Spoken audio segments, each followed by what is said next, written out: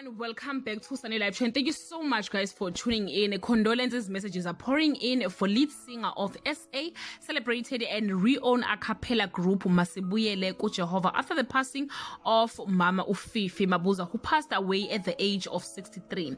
Her passing was confirmed by the founder of the group, Belina Nkosi. We are crying, we are hurt, this is still new. We have not come to terms with the news of her death. Manager of the group, Fakazi Gama, said Mabuza was admitted at Steve Biko Academic Hospital in Pretoria on Monday. Initially, she had gone for a checkup, but because of her condition, she was admitted and passed away around 8 p.m. on Thursday evening, he said. Another group member, Anatabete, described Mabuza as a dedicated servant of God. Christ lived in her and she lived for Christ. Tabete described Mabuza as a humble and a kind person. Although she was a lead singer, she never treated us bad or threatened to pursue a solo career, she said.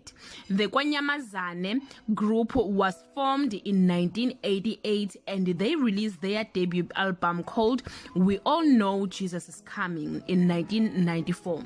The group became a household name with popular songs like Silindelu Suku, Webangwele, Gizokwedlula Kulelizwe, and Ngiyakholwa. Today they have released a total of 13 albums. Their other well-known albums include Khaya Lihle Khaya Lami, Siza Nkosi, Kumnandi Ukukholwa, and Mbonge.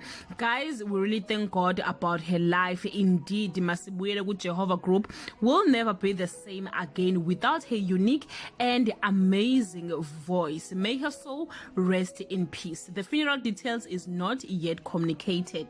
If you know this group, guys, on the comment section, please share one of your favorite songs from the group. Thank you so much guys for watching this video. See you on my next upload. Bye.